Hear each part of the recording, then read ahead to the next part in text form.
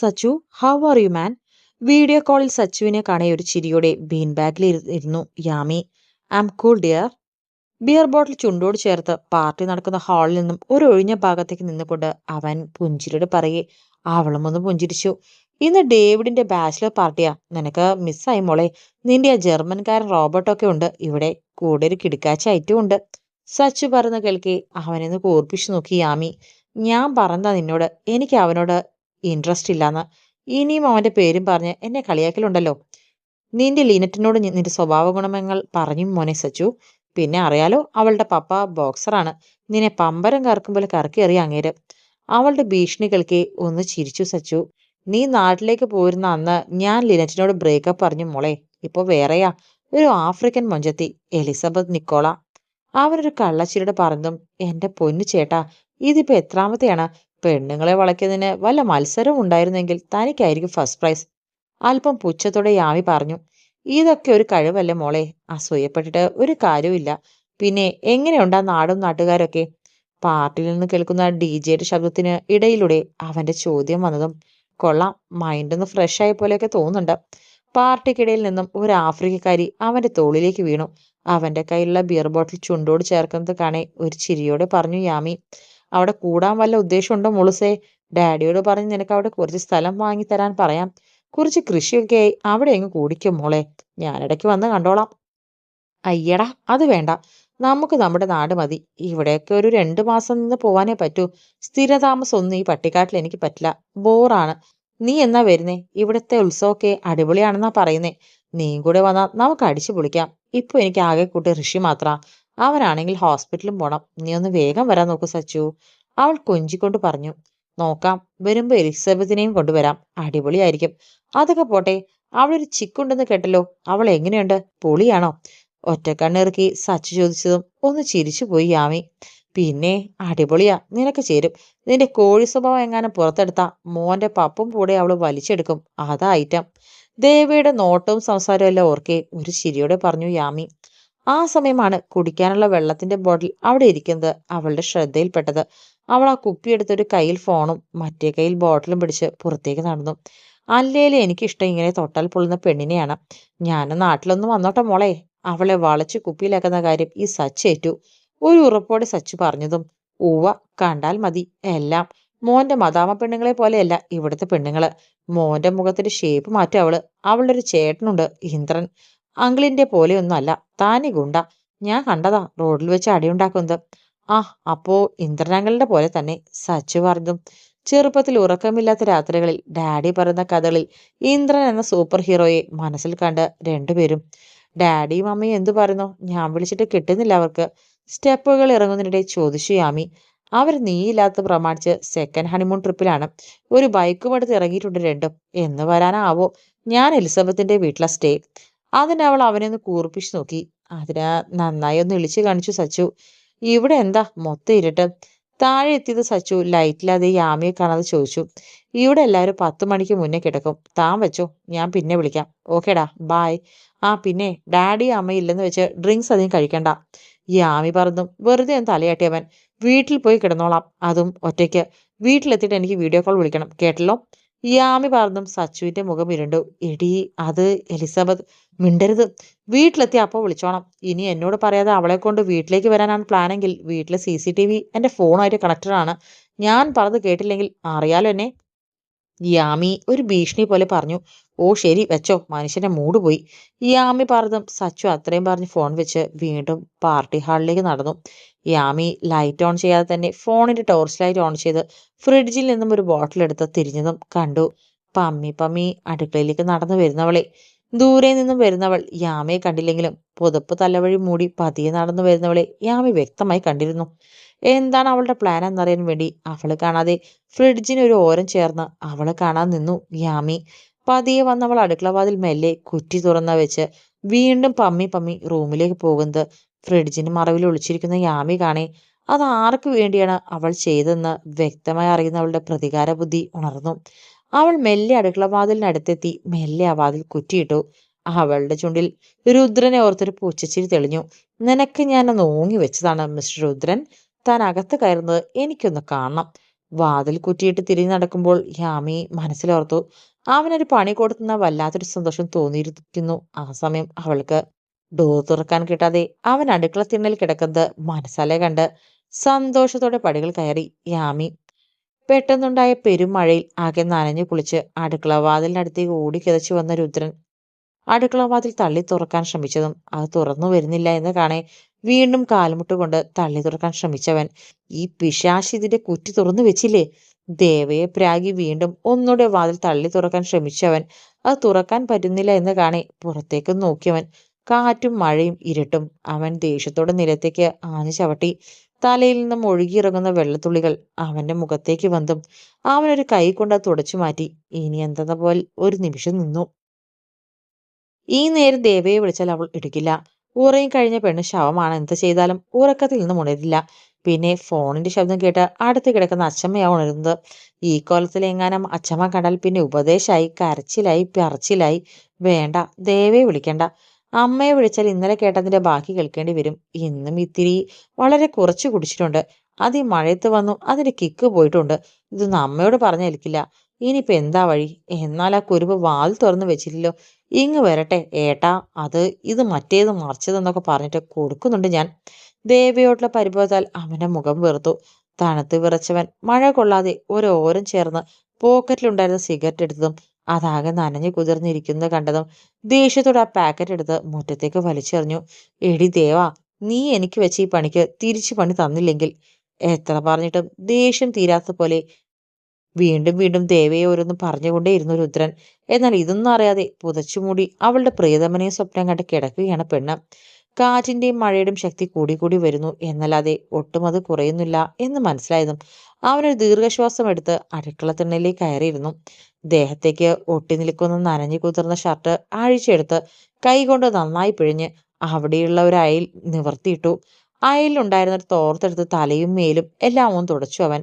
അങ്ങനെ ചെയ്തപ്പോൾ തന്നെ വല്ലാത്തൊരു ആശ്വാസം പോലെ തോന്നി അവന്. ഇനി പിടിച്ചു നിന്നിട്ട് കാര്യമില്ല, ദേവയെ വിളിക്കാം. അവളല്ലെങ്കിൽ അച്ഛമ്മ, ആരെങ്കിലും ഉണർന്നു വരാതെ ഇരിക്കില്ല. അവൻ മനസ്സിലോർത്ത് പോക്കറ്റിൽ നിന്ന് ഫോൺ എടുക്കാനായി തപ്പി നോക്കിയതും പോക്കറ്റിൽ ഫോണില്ല. അവൻ വീണ്ടും വീണ്ടും രണ്ട് പോക്കറ്റിലും പിൻഭാഗത്തെ പോക്കറ്റിലും എല്ലാം ഒന്നുകൂടെ തപ്പി നോക്കി. കള്ളു കുടിച്ചു കൊണ്ടിരിക്കുമ്പോൾ ഫോൺ വന്നതും അതെടുത്ത് സംസാരിച്ച് ഫോൺ അവിടെയുള്ള ടേബിളിൽ വെച്ചതും അവന്റെ മനസ്സിലേക്ക് വന്നതും തലയിൽ ഒന്ന് അടിച്ചുപോയി അവൻ. ഈ നേതവനെ കണ്ണി കണ്ടിട്ടാ ഇറങ്ങിയത് ആവോ കോപ്പ്. അവൻ പല്ലു കടിച്ച് മനസ്സിൽ പറഞ്ഞതും അവന്റെ മനസ്സിലേക്ക് ആ ഒരുവളുടെ മുഖം തെളിഞ്ഞു വന്നു. ഓ, ഇന്നത്തെ കണി അവളായിരുന്നുല്ലേ, യാമിക സിദ്ധാർത്ഥ്. വെറുതെ അല്ല പോയ കാര്യം നടക്കാതെ ഞാൻ ഈ മഴയിൽപ്പെട്ട് നിൽക്കുന്നത്. നല്ല ഐശ്വര്യം. അവൻ അവളുടെ കിടക്കുന്ന മുറിയിലേക്കൊന്ന് പാളി നോക്കി പിറുപിറുത്തു. അങ്ങോട്ട് നോക്കിയവന്റെ കണ്ണുകൾ ഒരു നിമിഷം ഒന്ന് വിടർന്നു. ബാൽക്കണിയിൽ മഴയിലേക്ക് നോക്കി പുഞ്ചിരിയോടെ നിൽക്കുന്ന യാമി. മഴയിലേക്ക് നോക്കി നിൽക്കുന്നവളുടെ മുഖത്തേക്കും കുഞ്ഞു കുഞ്ഞു വെള്ളത്തുള്ളികൾ വന്ന് ചുംബിച്ചു പോകുന്നുണ്ട്. അതെല്ലാം ആസ്വദിച്ച് കണ്ണുകൾ അടച്ച് മഴയെ തന്നിലേക്ക് ചേർത്ത് പിടിക്കുമ്പോഴുള്ള ആ നിൽപ്പ്, ആ മഴയിൽ നനഞ്ഞു കുതിർന്നവളുടെ ഉടലളവുകൾ കാണേ അവന്റെ മിഴികൾ അവളിൽ ഒരു നിമിഷം തങ്ങി നിന്നുപോയി. ആകർഷണം. പെണ്ണിനോട് ആണിന് തോന്നുന്ന വെറും ഒരു ആകർഷണം മാത്രമായിരുന്നു അത്. അവളുടെ ആ നിൽപ്പിൽ അവന്റെ കണ്ണുകളൊന്ന് പിടഞ്ഞുപോയി. എങ്കിലും അവൻ പെട്ടെന്ന് സ്വഭാവത്തിലേക്ക് വന്നു. ഭാഗ്യം, ഈ വീട്ടിൽ ഒരാളെങ്കിലും ഉണർന്നിരിപ്പുണ്ടല്ലോ. അവൻ മനസ്സിലോർത്ത് പതിയെ ആ മഴയിലേക്ക് ഇറങ്ങി. ബാൽക്കണിയിലേക്ക് ചാഞ്ഞു നിൽക്കുന്ന ആ മുത്തശ്ശിമാവിനെ നോക്കി. ചെറുപ്പം മുതൽ അതിൽ പിടിച്ചു കയറുന്ന കൊണ്ട് തന്നെ അനായാസം അവൻ അതിൽ പിടിച്ചു കയറി. മഴ കൊണ്ട് ചെറിയൊരു വഴുക്കലുണ്ടായിരുന്നു, എങ്കിലും അതൊന്നും അവനൊരു പ്രശ്നമേ അല്ലായിരുന്നു. ബാൽക്കണിയിൽ മഴയും ആസ്വദിച്ച് നിന്നവൾ അവൻ മാവിൽ കയറിയതും തന്റെ അടുത്തേക്ക് വരുന്നും അറിഞ്ഞതേയില്ല. ഒരു സ്ലീവ്ലെസ് മാക്സി ഡ്രസ്സാണ് അവളുടെ വേഷം. അതാകെ നനഞ്ഞു കുതിർന്നിട്ടുമുണ്ട്. ശരീരത്തിലേക്ക് അരിച്ചിറങ്ങും തണുപ്പ് തനിക്ക് താങ്ങാൻ കഴിയുന്നില്ല അപ്പുറമായതും അവൾ ബാൽക്കണിയിൽ നിന്ന് അകത്തേക്ക് നടക്കാൻ ഒരുങ്ങിയതും യാമി അവൾ അകത്തേക്ക് പോകുന്നു എന്ന് കണ്ടതും മാവിൽ ചുറ്റിപ്പിടിച്ച് കയറി നിന്നവൻ ധൃതിയിൽ പണ്ടെങ്ങോ വിളിച്ചൊരു ഓർമ്മയിൽ അല്പം ഉറക്കെ വിളിച്ചതും ഒരു ഞെട്ടലോടെ തിരിഞ്ഞു നോക്കിയവൾ മാവിൽ പിടിച്ച് തൂങ്ങി നിൽക്കുന്ന രുദ്രനെ കാണെ അവൾ പേടിയോടെ രണ്ടടി പിറകോട്ട് നിന്നു. ഈശ്വരാ, ഞാൻ കൊടുത്ത പണി എനിക്ക് തന്നെ തിരിച്ചു വന്നു. ഇനിയിപ്പോ ഞാനാണ് ഡോർ ലോക്ക് ചെയ്തതെന്ന് ഇവനെങ്ങാനും അറിഞ്ഞോ? അവനെ തന്നെ നോക്കി പേടിയോടെ മനസ്സിലോർത്തവൾ. താൻ എന്താ ഇവിടെ? എന്തിനാ ഇതിന്റെ മണ്ടയ്ക്ക് കയറിയിരിക്കുന്നേ? അവനെ കണ്ട പകപ്പ് മാറിയതും അവൾ ദേഷ്യത്തോട് ചോദിച്ചു. എന്നെ ഒന്ന് പിടിച്ചു കയറ്റ്. അവൻ കാലിന്റെ ബാലൻസ് നഷ്ടപ്പെട്ടതും അവളുടെ നേർ കൈ നീട്ടിക്കൊണ്ട് പറഞ്ഞതും കൈ കൊടുക്കാതെ അവനെ തന്നെ നോക്കി നിന്നു അവൾ. കൈ പിടിച്ച് കയറ്റടി കോപ്പേ. അവന്റെ ശബ്ദം വീണ്ടും മുറുകിയതും അവൾ അവന്റെ കയ്യിൽ മുറുകെ പിടിച്ചു. അവൻ ഉയർന്നു വന്ന് അവളെ ദേഹത്തേക്കൊന്നാകെ ചേർന്ന് ബാൽക്കണിയിലേക്ക് കയറിയതും രണ്ടുപേരുടെയും ശരീരത്തിലേക്കാകെ ഒരു വിറയൽ കടന്നുപോയി. എങ്കിലും പരസ്പരം തങ്ങളുടെ പകപ്പ് മറ്റേയാൾ അറിയാതെ ഇരിക്കാൻ ശ്രമിച്ചു അവർ. ബാൽക്കണിയിൽ എത്തിയതും വല്ലാത്തൊരു ആശ്വാസത്തോടെ നെഞ്ചുഴിഞ്ഞ് കിതപ്പടക്കിയവൻ. അപ്പോഴാണ് അവൾ അവനെ ശ്രദ്ധിക്കുന്നത്. ഷർട്ടിടാതെ വെറും പാൻസ് മാത്രം ഇട്ടിട്ടാണ് അവന്റെ നിൽപ്പ്. മഴയിൽ കുതിർന്ന അവന്റെ കഴുത്തിൽ നെഞ്ചുവരെ നീളമുള്ള ഒരു സ്വർണ്ണ ചെയിനുണ്ട്. അതിന്റെ അറ്റത്തായി ഒരു രുദ്രാക്ഷവും. വെളുത്ത് ദൃഢമായ നഗ്നമായ ആ വിരിഞ്ഞ നെഞ്ചിൽ പതിഞ്ഞു കിടക്കുന്ന ആ രുദ്രാക്ഷത്തിൽ വെള്ളിമുത്ത് പോലെ മഴത്തുള്ളികൾ ഇപ്പോഴും തങ്ങി നിൽക്കുന്നുണ്ട്. അവളുടെ കണ്ണുകൾ അവൾ പോലും അറിയാതെ അവന്റെ ശരീരമാകെ ഒന്ന് ഓടി നടന്നു. വല്ലാത്തൊരു ഭംഗി തോന്നി അവൾക്ക്. ആകർഷണം. ഒരു പെണ്ണിനൊത്ത ഒരു പുരുഷനോട് തോന്നുന്ന വെറും ഒരു ആകർഷണം മാത്രം. കിതപ്പടക്കി നിന്നവൻ തന്റെ അടുത്തുള്ളവളെ ഒന്ന് ചെരിഞ്ഞു നോക്കിയതും തന്നെ തന്നെ നോക്കി നിൽക്കുന്നവളെ കാണെ എന്തെന്ന പോലെ ഒറ്റപ്പുരികം ഉയർത്തി ചോദിച്ചതും അവൾ അവനിൽ നിന്ന് മുഖം വെട്ടിച്ച് ഗൗരവത്തോടെ നിന്നു. അല്ല, എന്താ കൊച്ചു തമ്പുരാന്റെ ഈ വരവിന്റെ ഉദ്ദേശം? അവനൊന്ന് അടിമുടി നോക്കി കൈകൾ പിണച്ചു കെട്ടി ചോദിച്ചു യാമി. അയ്യോ, അങ്ങനെ പ്രത്യേകിച്ച് ദുരുദ്ദേശമൊന്നും ഇല്ല കുഞ്ഞെ. അത് നിന്നോട് നോ വേ.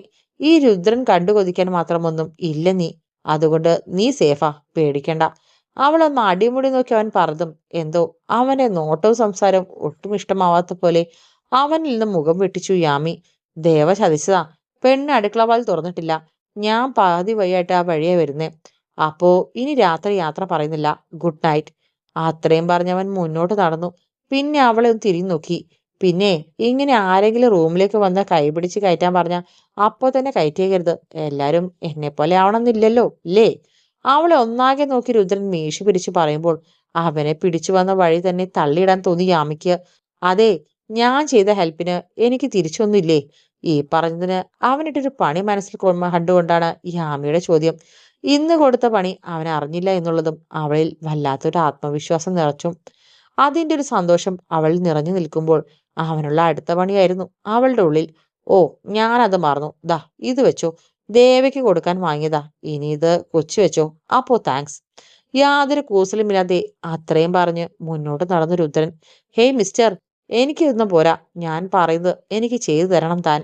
തന്നെ വെറുമൊരു ഡയറി മിൽക്കിൽ ഒതുക്കാൻ ശ്രമിക്കുന്നതിന്റെ മുന്നിൽ കയറി നിന്നു യാമി പറഞ്ഞു. എന്തോ ചെയ്തു തരണമെന്ന്? തന്നെ ഇപ്പൊ സഹായിച്ചത് അവളാണ് എന്നൊരു ചിന്തയിൽ ഒന്ന് താഴ്ന്നു കൊടുത്തു അവൻ. നാളെ എനിക്ക് കാവിലൊന്ന് പോണം. തന്റെ കൂടെ വരണം. പറ്റുവോ? അവനെ നോക്കി യാമി പറഞ്ഞു തീരും മുന്നേ അവന്റെ മറുപടി വന്നു. പറ്റില്ല. നീ നിന്റെ പണി നോക്കടി പെണ്ണെ. നിന്റെ ആ വാരില്ലേ, അവന്റെ കൂടെ പൊക്കോ. കാവിൽ വെച്ച് നാഗത്താനെ കണ്ടാൽ എന്റെ കാര്യം കൂടെ പറഞ്ഞേക്കേ.